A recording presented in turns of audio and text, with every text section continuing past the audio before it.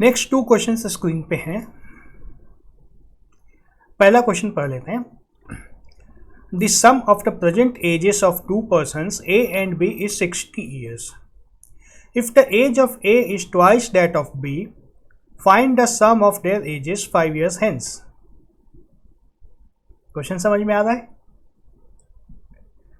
दो लोग के एज का सम A और B के एज का सम 60 साल अभी है, ठीक है। A की एज B से 2 गुना है। अगर A की एज को A मान लें और B की एज को B मान लें, हमें दिया गया इन दोनों का सम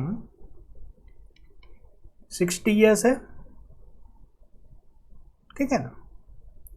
और क्या दिया हुआ है, age of A is 2 times that of B, मतलब B को जब 2 से गुना कर देते हैं तब A की एज के बराबर हो जाता है। वो B को जब 2 से गुना कर दिया तो वो A के बराबर हो गया, और B की एज तो B है, मतलब इन दोनों को जब ऐड कर दिया तो हमारे पास 3B आया जो कि 60 के बराबर है। यहाँ से हमें B की वैल्यू क्या मिल गई, 20। B मिल गया तो B हमें 20 मिला है, A हमें 2B मिला है। 2 × 20 इज इक्वल टू 40।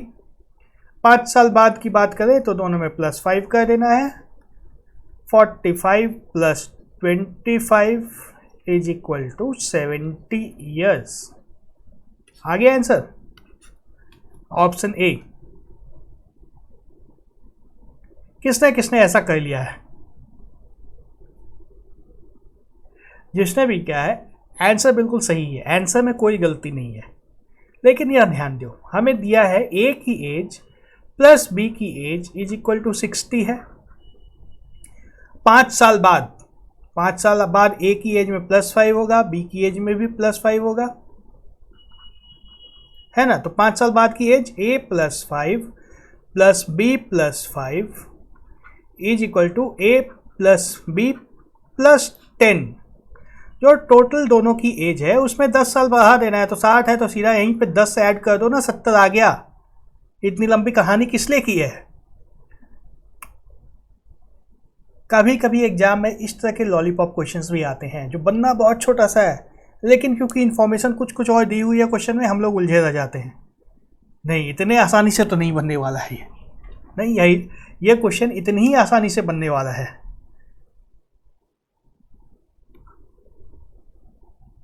चलो नेक्स्ट क्वेश्चन देखते हैं।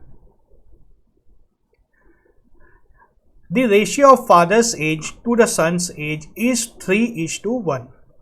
The product of their ages is 147. The ratio of their ages 5 years after 5 years will be. इसमें क्या है, फादर और सन की एज में 3:1 का रेशियो है। मतलब जो सन की एज है इससे 3 गुना है फादर की एज। सन की जो भी एज है यहाँ पे उससे 3 गुना फादर की एज है, यही है ना। और तो कुछ नहीं दिया है, और दिया है इन दोनों का प्रोडक्ट इज इक्वल टू 147। मतलब 3A × A is equal to 147। यही हमारा छोटा सा इक्वेशन है जिसको सॉल्व करना है।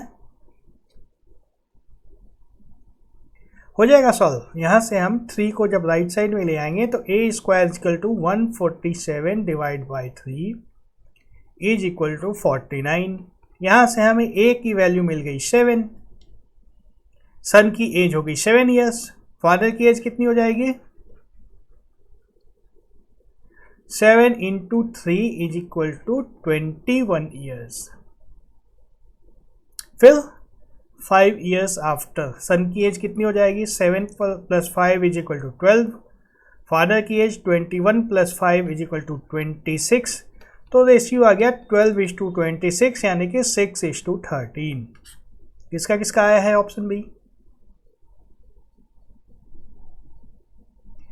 ये हमने किसका रेशियो निकाला है, ये हमने सन इज टू फादर की एज का रेशियो निकाल दिया है। लेकिन क्वेश्चन में क्या दिया है, father's age to the son age, इसका उल्टा पूछा गया है।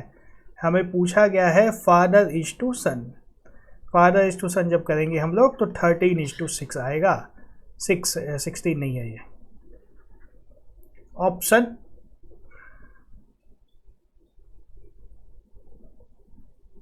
ओहो, ऑप्शन बी ही सही है। ठीक है, इस तरह की छोटी छोटी बातों का कुछ एग्जाम में ध्यान रखना है। इस तरह के छोटे से मिस्टेक करके मार्क्स खत्म लूज नहीं करना है।